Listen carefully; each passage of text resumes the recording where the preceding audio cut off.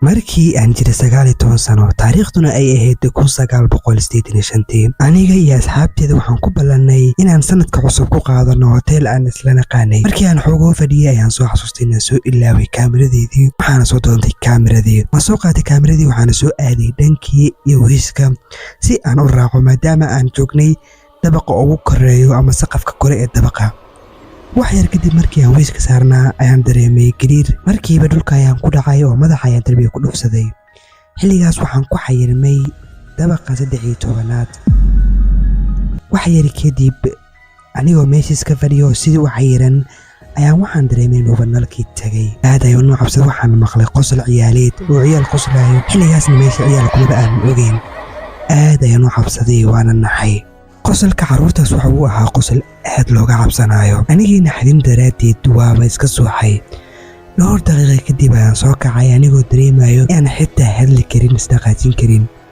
aadna u wareersan nalku wuxuu ahaa mid xilligaas isdaaraya haddana isdaminayo waxaana arkay wax madow oo meesha ii fadhiyo anigana aad ayaan u naxay aadna waan u cabsaday balse awood ma aanan hayn oo ma aanan isdhaqaajin karin mana aanan qaylin karin waxaana maqlayay kuwa security-ga oo igala hadlaayo sameecadda meesha ku xirneed waxaana ahaayeen iyaga kuwa igala yaaban waxa ay u dhacay aniga waxayna ogaayeen inay ciladu jirto laakiin waxay la yaaban in aniga waxa iga khaldan wixii madoobaana waxa uu bilaabay inuu dhoola cadeeyo gacantana uu igu soo fiiqo aniga nalka wuu isdaminayay wuu isdaarayay anigii naxdin isdhaqaajin karay waxaana maqlay qayladii ama farxadii dadkii maadaama la gaaray xilligii wuxuu bilaabay ninkii ama wixii madoobaa inuu nambarra i tiriyo 10 ayuu ka bilaabay waxa uuna furay 1 ilood 9 ayuu ku xijiyey isii kale ayuu furay wax walba waxay wax ka sii daran 8 ayuu fariisa ka muujinayay wuxuuna bilaabayay inuu qoslo indhahana ula dhaqaajiyo 7 sidoo kaleeto 6 ayuu ku xijiyey wasla sidii 5 ayuu dhahay waa sidii 4 markii uu gaaro wuxuu bilaabay inuu dhareero anigoo aad uga cabsanayo wuxuu sameynayo 3 markii uu dhahay waa uu igu soo dhawaaday aniga indhaha ayaan isku qabtay naxdin daraadeed markii indhaha kala qaaday waxaan arkay ninkii oo meesha joogin waxaana dareemay dhegteeda midig inuu qofi ka neefsanayo ama uu neefsanayo anigii dhaqaaq malihi ma hadli kari waxaad moodaa in beerka laygaga fadhiyo xilligaas waxaa toos soo dhacay nalkii waxaana waayay wixii madoobaa waxaana dib igu soo laabatay awoodeedii waxaana awoodin inaan istaago dabaqii ayaan iska furay waxaana arkay wax iga cabsiya ama iga naxiya waxaana arkay booliis oo meesha imaaday iyo meeshii oo ka dhacay 4 dil waxaana yimid xilligaas nin waqtiga tirsanaya inta laga gaaray sanadka cusub si uu dadku u dilo waxaana igu soo dhacay ninkii taariikhdaas waxay ahayd taariikhdii igu cabsida badneed noloshayda weligayna intaan noolahay ma ilaawin mana ilaawi doono habeen walba markii aan jiifan rabo waan soo xasuustaa ninkii madooba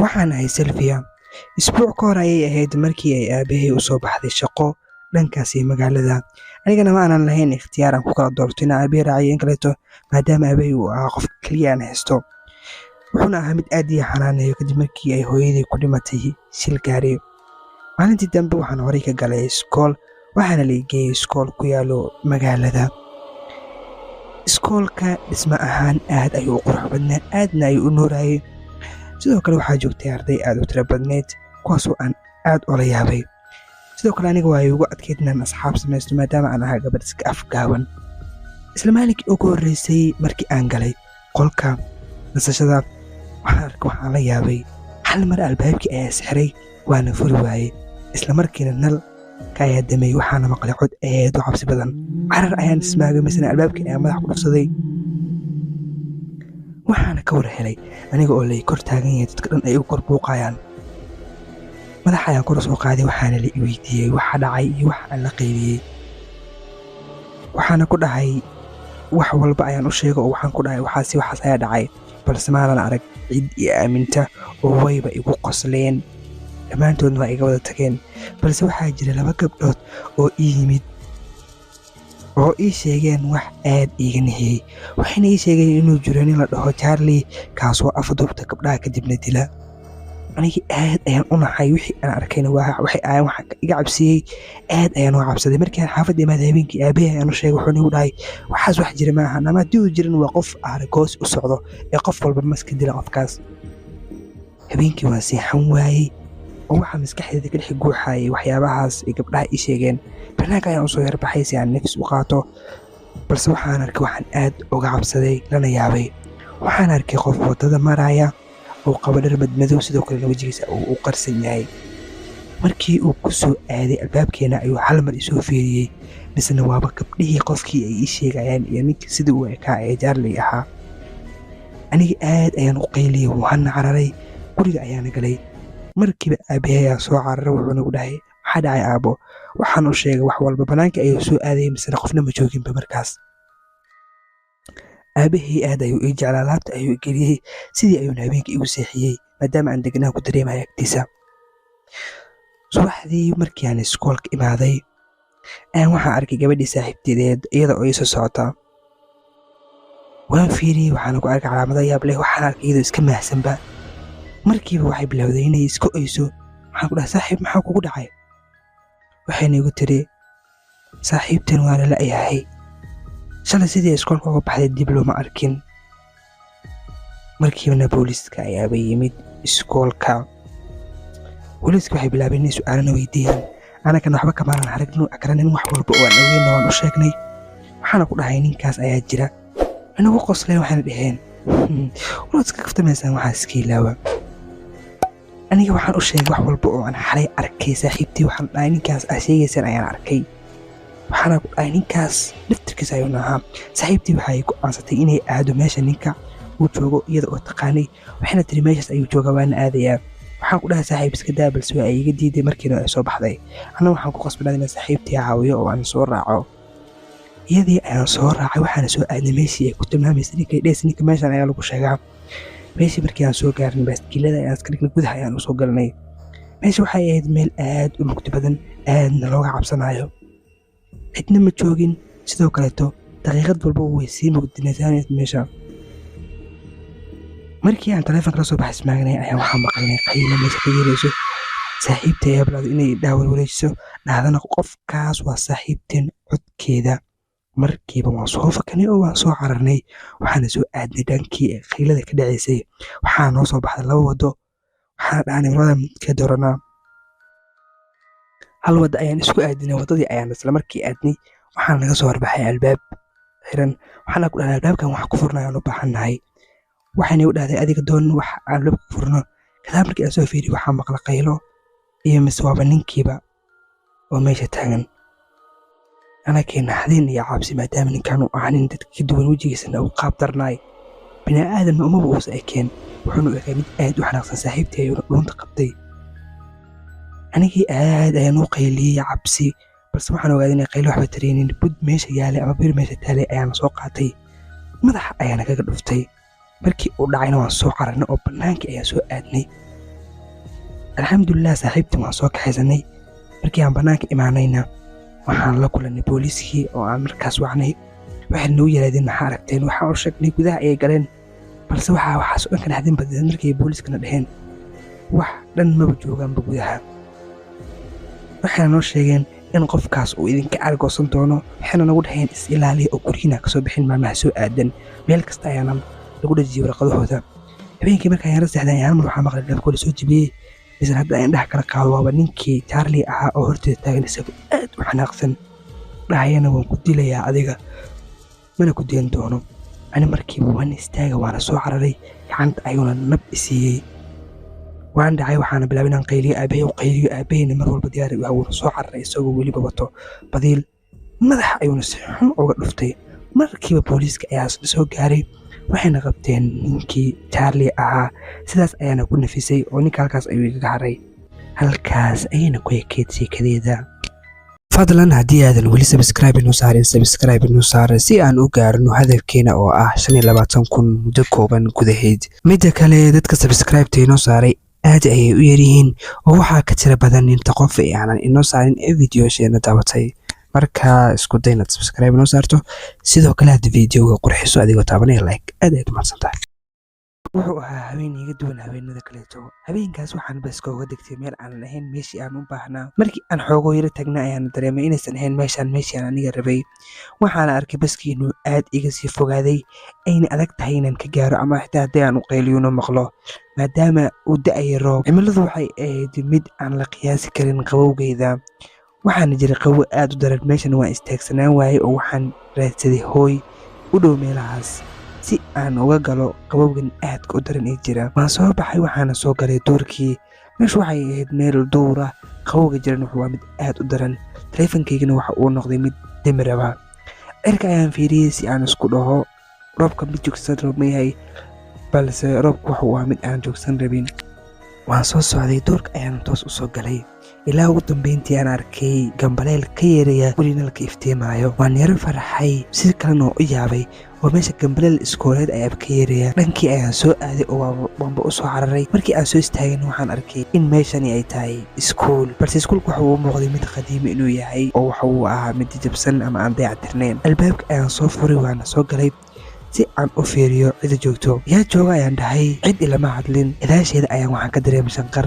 haddii aan gadaasheeda fiiriyo cidna ma joogin. horteeda ayaan soo fiiriyey, bisna waxaaba ii hortaagan. waxaan aad uga nacay. wuxuu ugu dhahay, haye maxaa rabtaa meesha, maxaa kasoo doontay iyo yaa tahay. inta aanan u jawaabin ka hor ayaan ninka saas u fiiriyey. bisna ninka waxa uu ahaaba mid aan indhaha loo qoori karin sida uu u egyahay dartiis. wuxuu lahaa ilka aad u tiro badan oonan u ekaynba bini aadam inuu yahay isaga. markii aan hoos u fiiriyana waxaan arkay lugihiisu inay yihiin luga aad looga baqaayo, erihiisuna ay yihiin kuwa shaqaynaya aad moodin uu ka socdo. maxaad iga fiirinaysaa ayuu dhaheen. waxaan ku dhahay adeer, meeshan waxaan u imaaday si aan qabowga uga galo. intaan hadalka dhammayn ayuu igu yidhi aamus, hana isku hadlin. saacadda ayuu fiiriyey wuxuuna yidhi isagoo aad u caraysan, dartaa ayaan uga daahay galaaskaygii aan geli lahaa. waxaan ku dhahay galaas ah, meeshan waaba duuge. haa ayuu yidhi. wuxuuna yidhi ardaydeeda wa kuwaasaa wayna ku maqlayaan, mana ogola inay maqlaan qof kale codkiisa. waa uu dhaqaaqay. waxaanu dhaqaaqay dhankii uu sheegay. marba haddii aad soo gaartay intaan, waxaan rajeynayaa inaad ka heshay videoga. fadlan waxaan kaa codsanaynaa inaad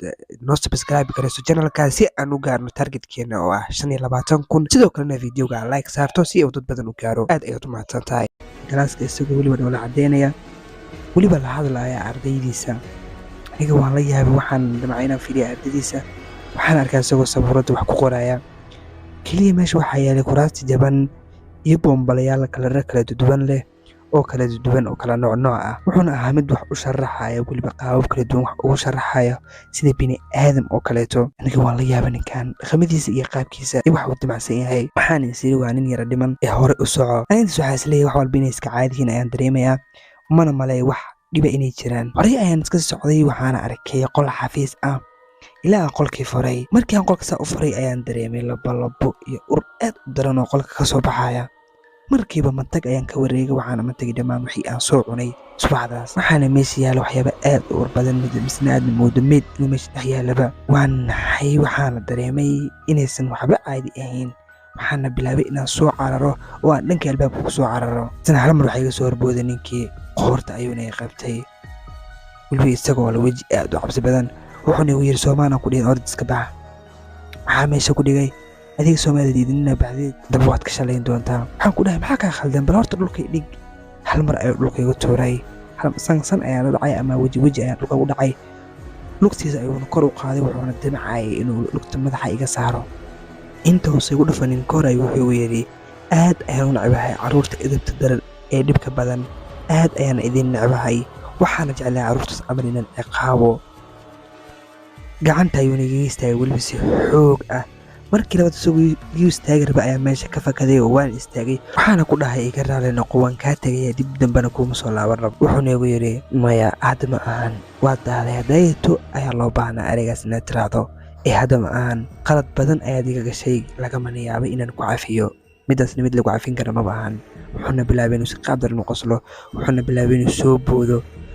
carar ayaan ismaagay, misena lugta ayuubay qabtay oo iskagay soo jeeday. wuxuuna igu yidhi waa markaa igugu dambeysay, ha ka walwaleyn, waad dhimanaysaa, dunidana waad dhaafaysaa. wuxuuna ahaa mid aad u qoslaayo. aniga waxaan dareemay inay tahay xaaladii ugu dambeysay ama intii ugu dambeysay aan noolaan lahaa. base nasiibkayga waxaa yeeray gambaleelkii amaba xiisadii ayaa dhammaatay amaba xilligii bareega ahayd. basena waxaaba moodaa ninkii inuusanba waxba samaynin, waxba dhicin. wuxuuna dhahay bareegaygii waqtigii waa u dhammaaday. wauna iska dhaqaaqay oo wuxuu iska aaday inuu xiisadiisa aado. aniga naxdin waa soo fakaday, waxaan u soo cararay dhankii iyo bannaanka. weliba qabowgii aadka u darna ayaan kasoo doorbiday inaan gurigaas ninkaas uu joogo inaan joogo. aad ayaan u daalnaa, aadna waan u naxsanaa. ma soo cararay balse nasiibkayga waxaa meesha ku helay gaari soo maraayo. gaarigii ayaa i istaagay, wuxuuna igu yaree yarisow uma muuqatid inaad wanaagsan tahay, wax dhiba miyaa jiro? dhib nabad niyaaw, nabad. he ayuu dhahay. gaarigii ayaan la soo raacay, waxaana oga sheekayay intaan gaariga wada saarnayn wax walba oo jiray ama sheekadii igu dhacday aniga. waxa uu isiiyey kafee, wuxuuna keenay xaafadeeda. aabahii ayaa ninkii lacag u taagay si uu ugu mahad celiyo. ninkii ayaa yidhi maya looma baahno ina lacag siiso, mana u baahno wax lacaga. aniga ayaa hoos fiiriyey, waxaana ku dhahay ninkaas muxuu yahay? ninkaas meesha degan muxuu yahay? wuxuuna igu yidhi ninkaas waa nin ahaan jiray macallin, arday ayuuna macallin u ahaan jiray.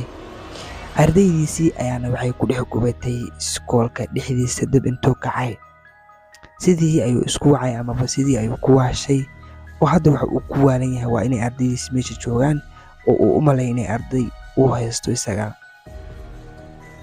boonbalayaashaas yararka ee aad aragtay ayuuna arday ka dhigtaa. dad badan ayaana jiraan oo meeshaas tagay oo waxaas arrimahaas igala hadlay isbuucyo ka hor. fadlan haddii aad nagu cusub tahay nagu soo bir adigoo taabanaya subscribe si aan u gaarno hadafkeena oo ah 25,000 oo subscribe.